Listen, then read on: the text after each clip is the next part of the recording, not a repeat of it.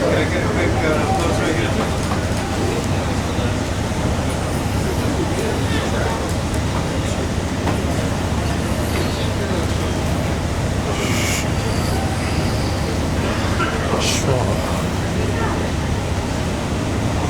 How you doing, champ?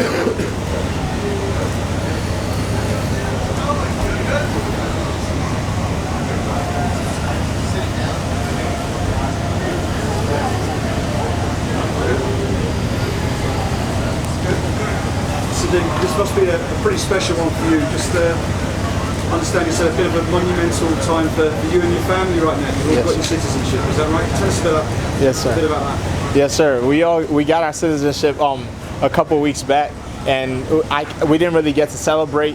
I was ready to start filing. As soon as we got our citizenship, I was like, all right, it's time for me to start filing for my brothers and sisters to try to get them over here. But my mom was like, hey, relax, man. Go take care of your fight first. Because as soon as we left the citizenship place, we took our vows. They gave us our new passports and stuff like that.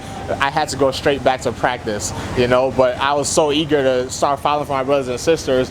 My mom was like, go get the win first, you know. After the fight, then we could celebrate the citizenship, celebrate your fight, and then we'll start filing for your brothers and sisters. So that's the next step now. Hopefully that goes as smoothly as our citizenship went.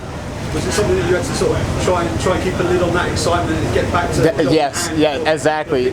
Yeah, and you, I don't know how many of you have been following my career. You know, it means a whole lot to me. So the fact that when it happened, you know, it was really hard for me to focus, you know, because it's like, man, I don't want them to wait any longer. I don't want them to wait any longer, because no matter what, the process to bring them over here is going to take a while. But I guess the 3 weeks that I had to prepare for my fight, my mom said, you can wait, you can wait. Looking through Twitter after your fight, it seems pretty split over who fans thought won. So I'm curious if you were confident when they were going to say. Yeah, I was, when they said 29-28, when they said the 2 rounds on all judges' scorecards, I knew it was me for sure. And a year ago, Andre February said that by the end of 2019, he wanted to be champion of the featherweight division. Now that you've defeated him the last few, this time next year, what are you expecting? Definitely. This time next year, I see my name, the same process I've been having since the Contender Series. I see this thing going on and on and on. You know, I'm 26 years old. I'm only getting better. You guys are only starting to see the other aspects of my game. Before this fight, everybody just thought I was a striker. You know, they didn't think I had any jiu-jitsu. And I feel like that's one of the things that really caught Andre by surprise, because I heard him said this was going to be his most dominant win. I figured he thought he was just going to be able to take me down, wrestle, and hold me there. But I do have a lot of grappling too. And like I said, I'm 26. I'm only getting better, and I'm getting more comfortable with being in this cage. I'm getting more comfortable with doing all these things with you guys and the way fight week goes. So just expect nothing less than what you've seen. Only expect better from here on. In terms of his skill set, a month ago, Max Holloway said that all the fighters I heard that. Andre really hit the hardest. I heard that. I don't know. He does. I'll say this.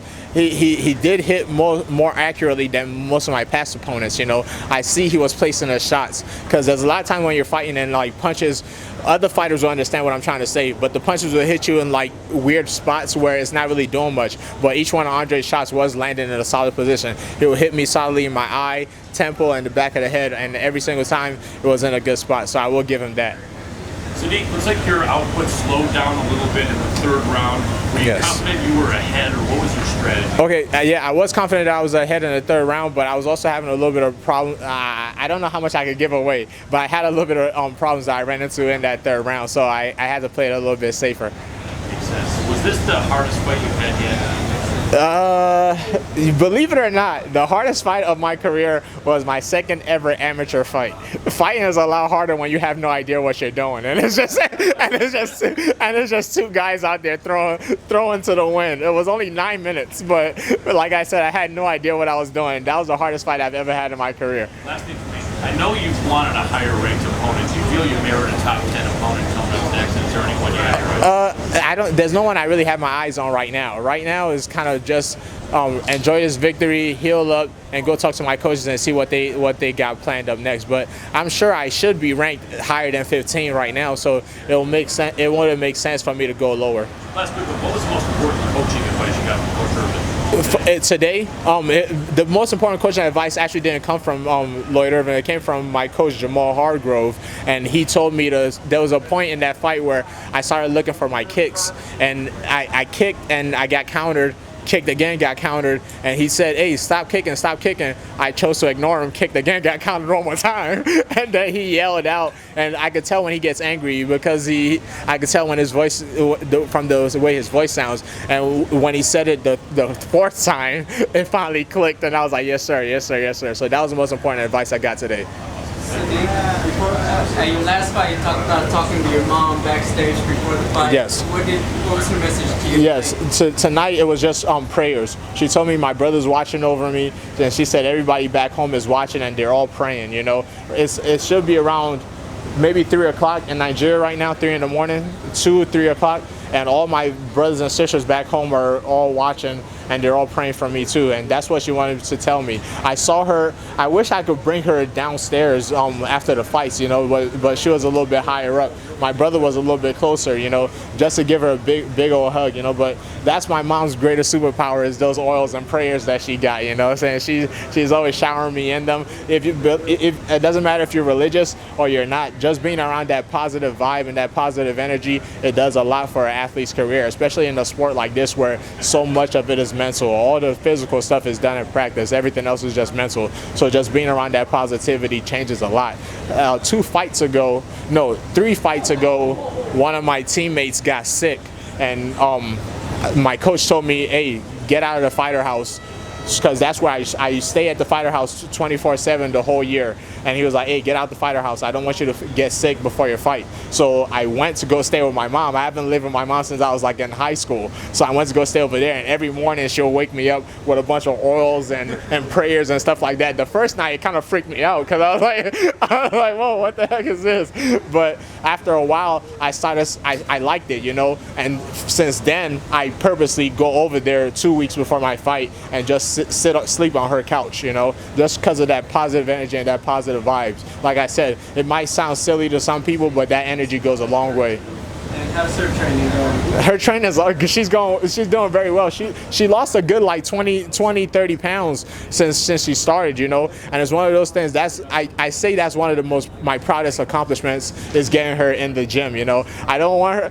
One day she called me up. She was like, "Man, would they let people my age fight?" I was like, "Man, I was like, if you don't cut this out, man." I made sure I called my striking coach right away. I was like, "If I see my mom doing any kind of sparring, man, you're gonna have problems. I don't want her doing any type of fights, you know." But she's happy. She loves it. As you can tell, she's asking about getting in a sparring session and taking fights.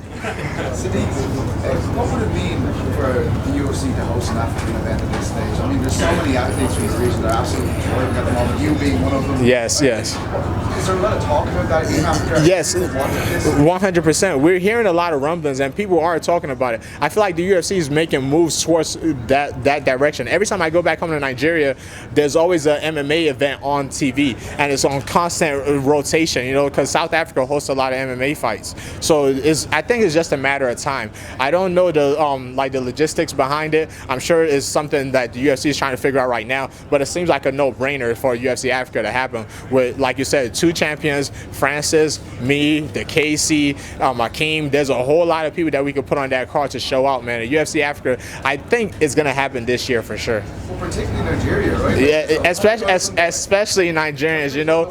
Yeah, the thing is, especially for our country, but I like to spread the love out, you know. A lot of people say if we could fix Nigeria, we could fix all of Africa. So I like to spread the love out, man. So it's not just Nigeria. UFC Africa will be appreciated no matter what country you guys host it on. Congratulations.